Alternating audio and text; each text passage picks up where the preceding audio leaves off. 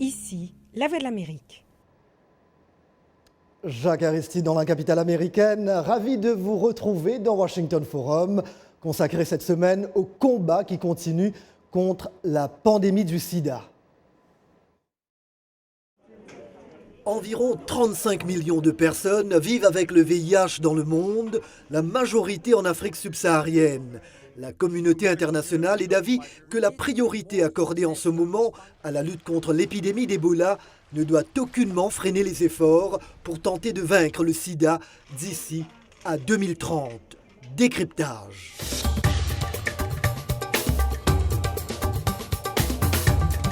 Washington Forum. Bienvenue et mille merci de votre fidélité à la VOA. Nous sommes le jeudi 4 décembre 2014. Dans quelques petites minutes, nos invités feront état des espoirs et déceptions en ce mois dédié au combat contre le sida. Plus de 30 ans après son identification, le VIH ne lâche pas pied, même si les antirétroviraux offrent désormais aux malades la même espérance de vie qu'une personne non infectée, mais au prix d'effets secondaires parfois importants. Un survol de la situation avec Camille Grosdidier.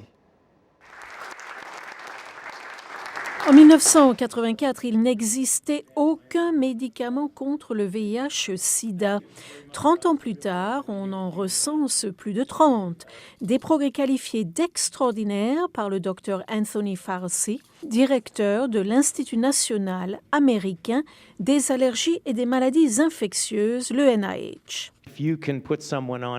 Si vous pouvez placer quelqu'un sous antirétroviraux relativement tôt après leur infection, comme dans le cas d'un homme ou d'une femme de 25 ans, alors pouvez les regarder dans les yeux, comme je le fais quand je les vois dans ma clinique 3 fois par semaine, et leur dire que s'ils continuent leur traitement, ils peuvent vivre encore 50 ans, ce qui est l'un des exploits les plus extraordinaires de la recherche biomédicale.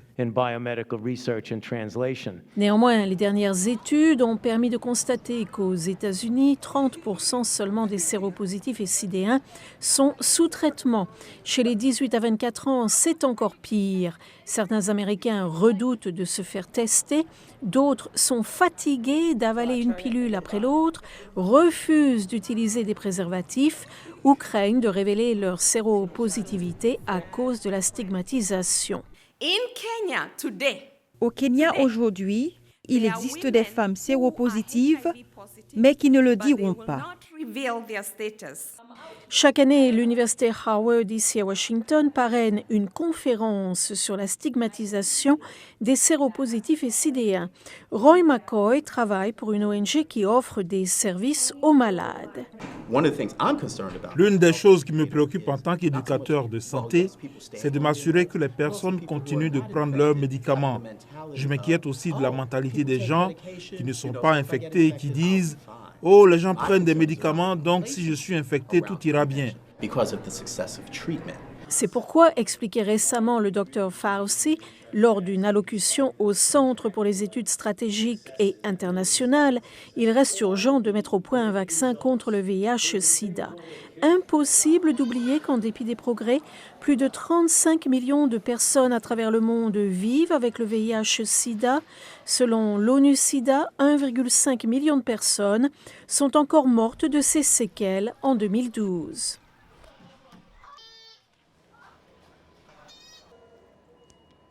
Merci bien Camille. Et voilà, tour d'horizon maintenant des enseignements et avancer avec nos invités sur une maladie que le monde veut éradiquer dans 15 ans.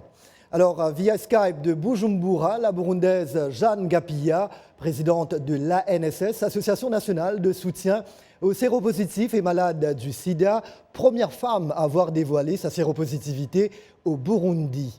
En Belgique, Dr Marie-Paul Philips, responsable analyse et plaidoyer sur le VIH pour Médecins sans frontières. Et avec moi sur ce plateau, mon collègue Khalil Gay, présentateur de l'émission de radio Votre santé, votre avenir sur la VOA. Quelques repères chiffrés avant d'entrer dans le vif du sujet. Le sida fait plus de 39 millions de morts à ce jour. L'Afrique subsaharienne, où 24,7 millions de personnes vivaient avec le VIH en 2013, est la région la plus touchée, Elle concentre également près de 70% des nouvelles infections dans le monde. L'infection à VIH est en général diagnostiquée au moyen de tests sanguins détectant la présence ou l'absence d'anticorps. Il n'existe pas de moyen de guérir de cette infection. En revanche, les antirétroviraux, ARV, peuvent juguler le virus. En 2013, plus de 12,9 millions de personnes vivant avec le VIH étaient sous thérapie antirétrovirale, TAR ou TAR, au niveau mondial, dont 11,7 millions dans les pays à revenus faibles ou intermédiaires. L'OMS constate encore des retards dans la couverture pédiatrique dans des pays africains notamment. En 2014, moins d'un enfant sur 4 vivant avec le VIH avait accès à une TAR contre plus d'un adulte sur 3. À l'occasion de la Journée mondiale de lutte contre le VIH, lundi, l'ONU-SIDA a rappelé qu'il était possible de mettre fin à la pandémie dans les 5 prochaines années. Jeanne Agapilla, je commence par vous, vous qui êtes sur le terrain. Ce scénario est-il réalisable ? Absolument. Je pense que c'est réalisable, d'autant plus on sait qu'aujourd'hui, si on met sous traitement les personnes infectées et que ces personnes sont bien suivies, elles n'infectent plus.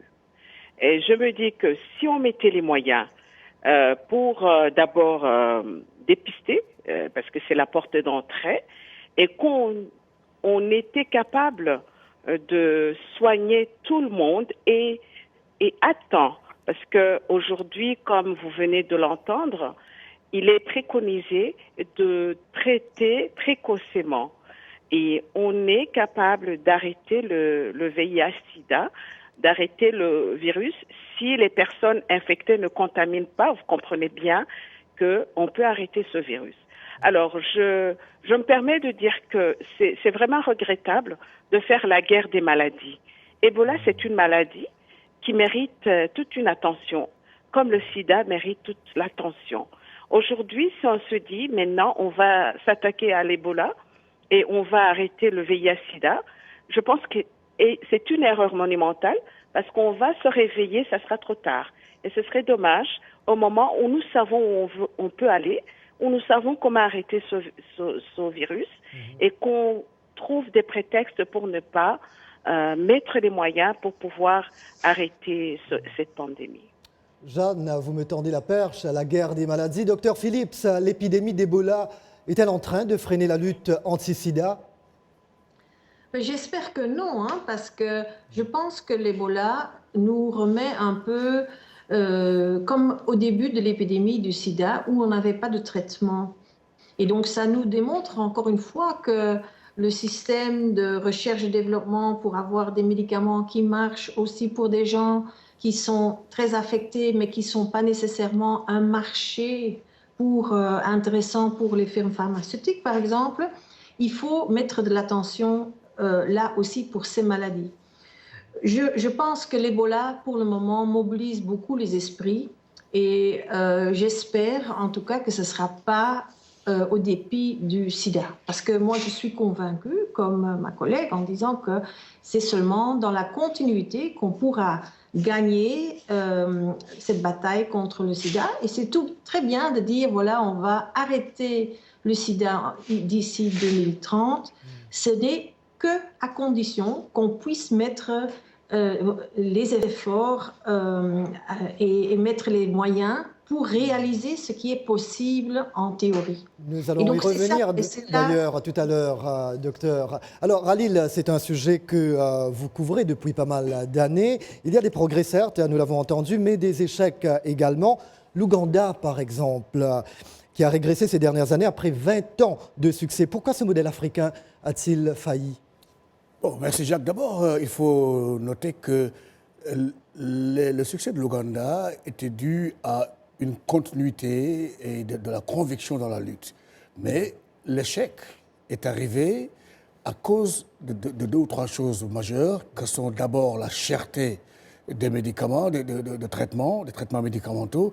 Ensuite, il y a eu des détournements de 45 millions de dollars du Fonds mondial, par exemple, et aussi des détournements de fonds de l'Alliance pour les vaccins. Donc, ces histoires, ces comportements dus à une mauvaise gouvernance ont mené à une crise du système de santé qui faisait vraiment des performances. Y a-t-il également un certain relâchement? Peut-être après tant d'efforts, après 20 ans d'efforts, on se dit, maintenant ça va, tout va bien, la situation est bonne. Je ne pense pas, parce que les patients ne peuvent pas attendre. Les patients sont là et la maladie nécessite une lutte quotidienne et régulière. Et qu'en est-il de la RDC? Parce que vous mettez beaucoup l'accent sur la RDC dans vos émissions. Oui, par contre, la RDC enregistre succès sur succès dans la lutte. Ils ont un programme qui s'appelle le Programme national de lutte contre le sida, le programme multisectoriel de lutte contre le sida, qui est un programme qui est coiffé d'ailleurs, dirigé par le président, mais qui est aussi un programme qui regroupe des experts congolais qui n'hésitent pas à avancer vers de nouvelles aventures dans la recherche du traitement. Et d'ailleurs, vous avez un reportage à nous proposer, Ralil. Oui, et d'ailleurs, nous allons y aller parce que nous allons regarder le témoignage de Jean Lukela, qui est citoyen congolais, séropositif, mais qui est un activiste dans la lutte contre le sida. Voici son petit portrait. Dans ce quartier populaire de la capitale congolaise, Kinshasa, Jean Lukela marche vers le siège de son association de personnes vivant avec le virus, le réseau national des associations à assises communautaires, RENOAC. L'homme force le respect car, séropositif, il a décidé de sortir de l'ombre et de se battre pour l'amélioration de la situation de toutes les personnes vivant avec le VIH en RDC. Retour sur la cohabitation de cet homme avec le virus du sida. L'annonce de sa séropositivité a failli faire basculer sa vie. Et directement, j'ai songé à la mort. Je savais que la mort était certaine. Et quand on vous annonçait le résultat, 3 mois après, à quoi tu disparaissais. L'onde de choc. La famille aussi a été secouée. Le problème était d'abord de convaincre mes enfants, parce qu'à ce moment-là, ma première épouse était déjà morte. J'étais resté célibataire avec 8 filles. Vous voyez ce que ça fait? Je dis, il faut les faire étudier, tout ça, ainsi de suite. Et quand je pensais à ça, j'ai tombé malade et pourtant je n'étais plus malade. Jusqu'à présent, je me demande de quoi est-ce que je souffrais. Mais Jean Lukela a vite compris que rester dans la clandestinité en tant que personne vivant avec le virus du sida rendait son état encore plus difficile à gérer, car cela développait d'abord l'autostigmatisation, la voie ouverte vers la stigmatisation par les autres, par la société.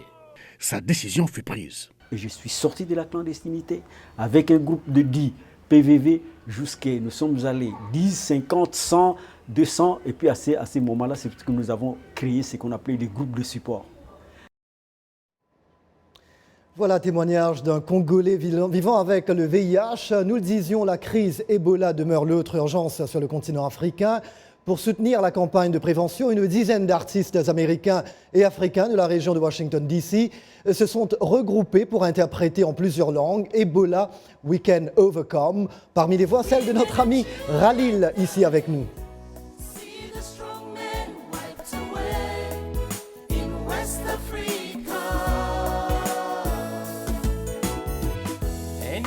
Where you feel, myself go feel we all not below. Where you cry, myself go cry. It's go we commit, we go down one day. We go play and laugh again. We picking and go learn, all things go fine. Mama, papa, brother and sister, let we join we hand for fet the sick and grab am go. Hamnani manan ko Daniel, motak ni wombolomi, indilen ligan.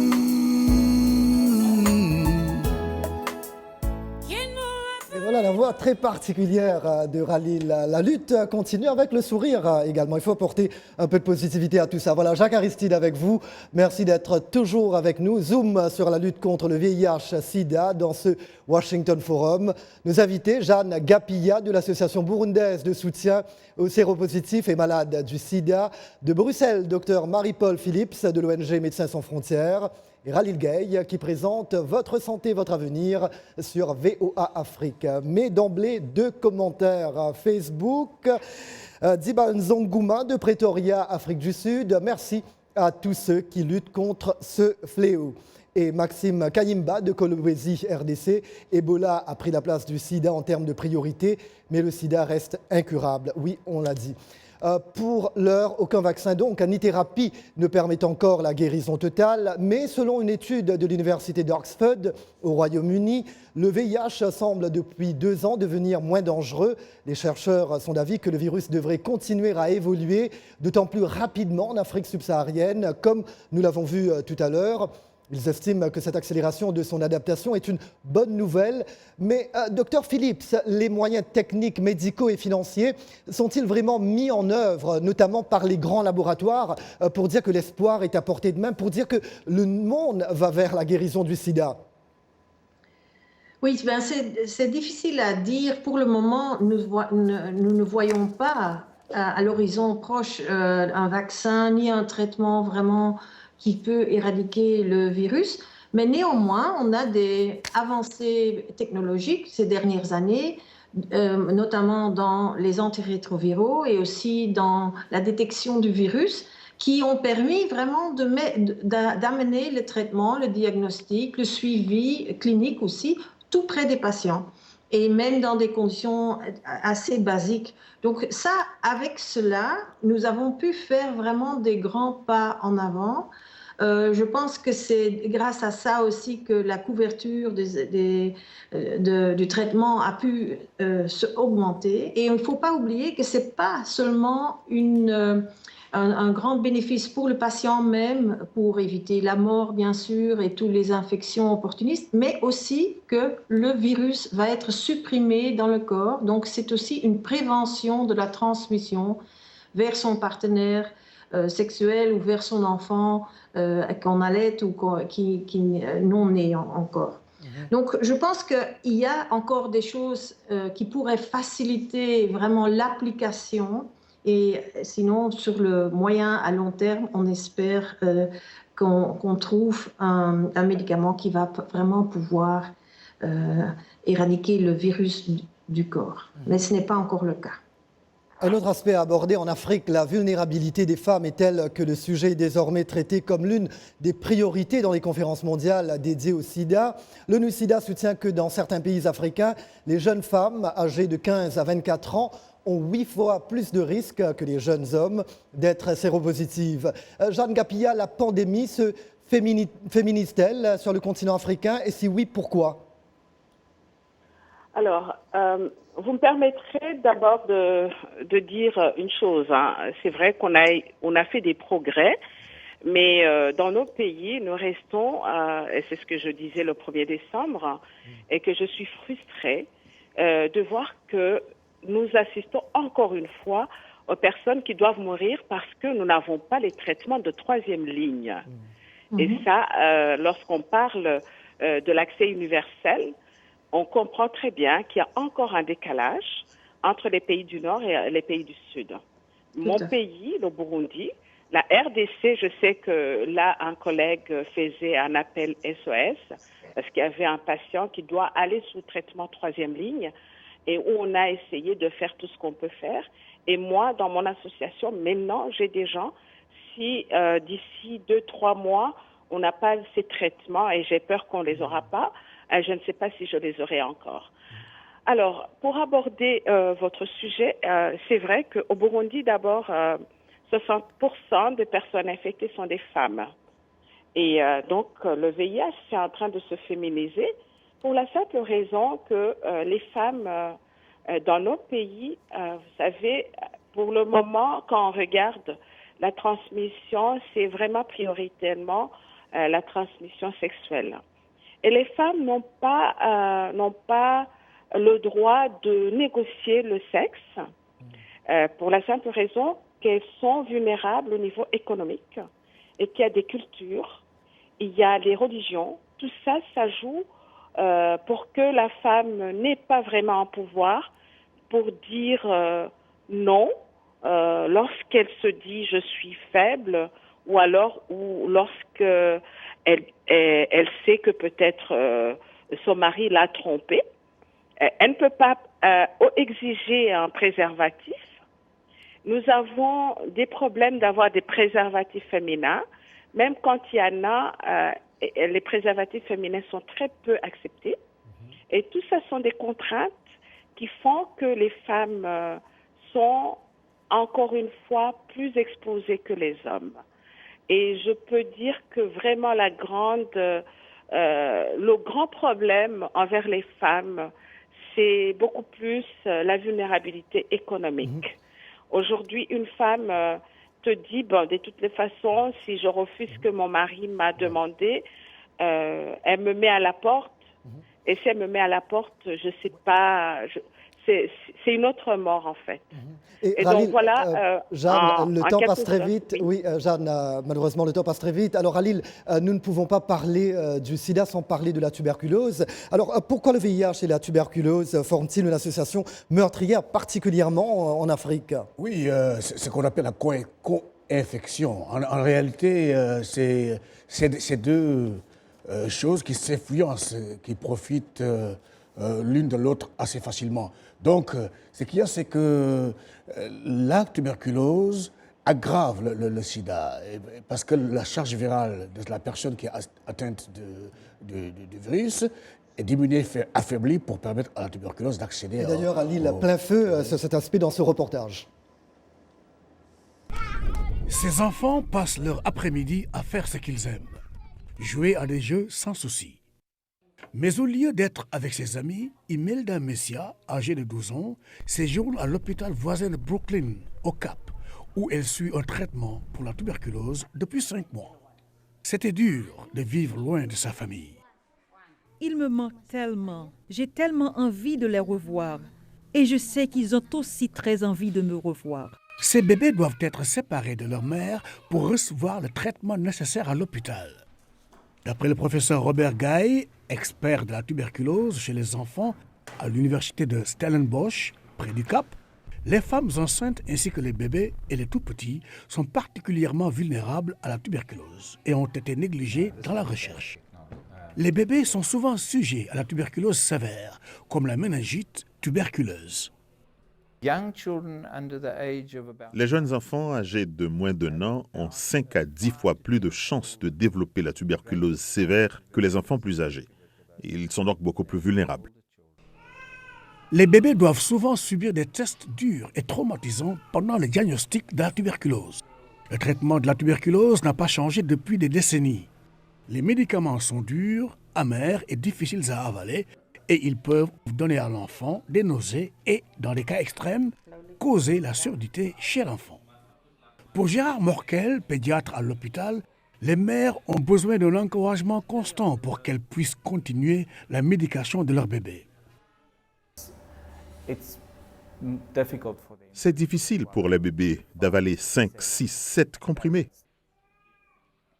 Les comprimés doivent être écrasés pour que les enfants puissent les avaler. Mais malgré la médication amère, sans traitement, la tuberculose très souvent tue.